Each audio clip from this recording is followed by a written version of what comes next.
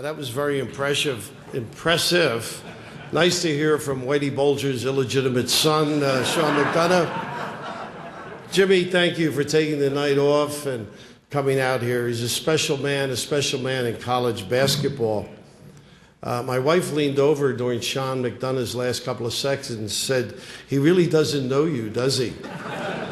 Ruth, I can't tell you how much I've enjoyed our friendship.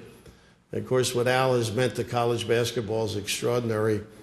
And Joni, my wife, and Ruth have so much in common. They're concerned if you lose when we were coaching. However, the biggest concern was, where are we going to eat? And then with Al, who's paying? So nothing's changed. So thank you so much for the many nights we've spent together. And of course, the first night I got the Seton Hall job, Al Lobalbo and Ruth came to our house and spent the evening. And Al went through his Bible, which Bob Knight had used, and Mike Krzyzewski. And both of them did exceedingly well. I didn't read the book quite as well, I might add. But amongst the three, we had 1,200 wins at the time. Unfortunately, I only had 50 of the wins, and Mike and, of course, Bobby did so well. This is unbelievable how sharp these guys are. By the way, 5 years I was at Fairleigh Dickinson in Madison. And, buddy, I can tell you, I love lacrosse, too, because of what I saw up there. And I thought your talk was just exceptional and what college athletics is all about.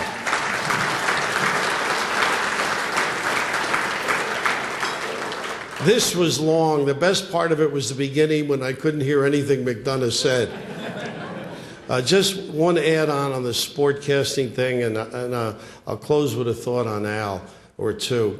I do have somewhat of a reputation of staying out a little later in the evening and trying to get up early in the morning. I'm sort of always fighting myself. But a couple of years ago, Marquette was playing Kentucky, and it was the regional final. And Tom Crean and his wife said, "We'll join you Saturday night at about midnight and talk to you about the team. And the next day, they're going to play for the right to go to New Orleans." So we have dinner, Leslie Visser and Vern Lundquist and our staff. And I said, "Okay, let's go to the bar and we'll wait for them. We have one drink, we have two, they're not there." Vern, who's just like Sean, sharp as can be, said, "Look, it's one of your routines. You want to stay and relax and chat. I got to go." In walks Crean and his wife. With that, they proceed to tell all the motivational things they used. What general spoke. They had Knight come in. They had the New Orleans Dome in the locker room. They were all the national hats, the NFL one week, hockey another week, etc. So the next day, Bogans gets hurt, 10 minutes to go, game's over, 30 points, Marquette wins. Go to commercial with about 7 minutes, and Vern comes back, "Welcome back here to Minneapolis, score is, blah, blah, blah, blah." And I said, "Vern, it's amazing," and he's used everything now, all the things that Tom Crean gave him. I said, "It's amazing how much you can learn, Vern, when you stay out late in the evening."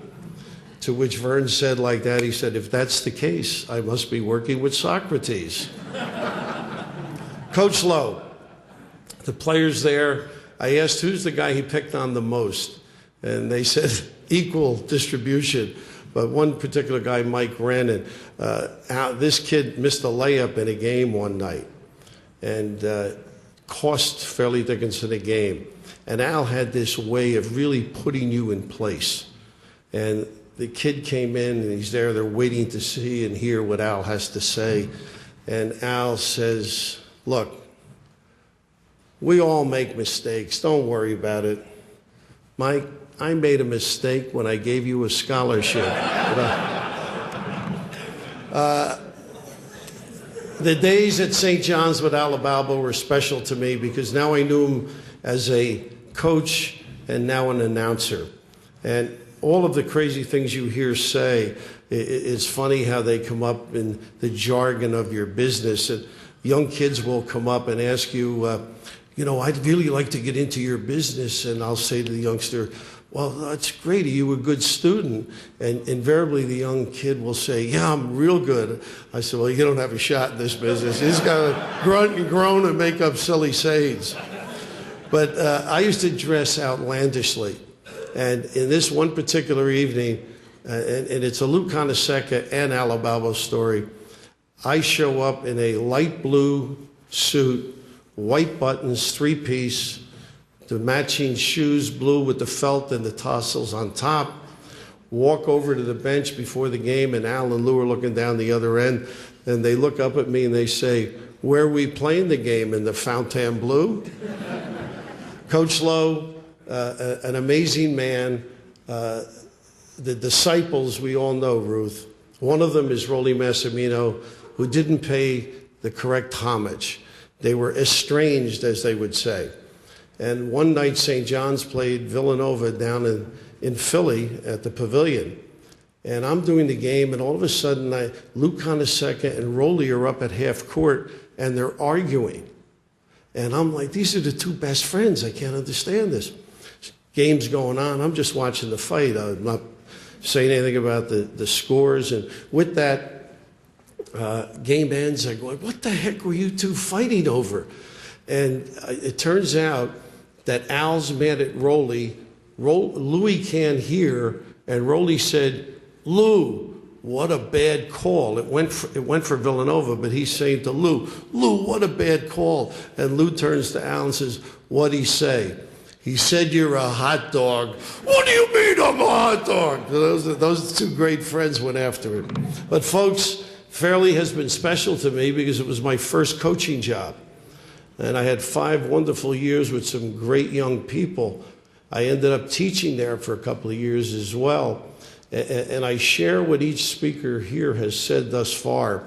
The experience of playing and being on a team and being involved with great coaches, and then adding a great university to your resume, is going to enable you to do very well with your lives. And you can tell by these kids how well they've done. So thank you for this wonderful honor for the Rafterys. My daughter Christy's here, and her son-in-law Nick. The other kids know me well. They didn't show tonight.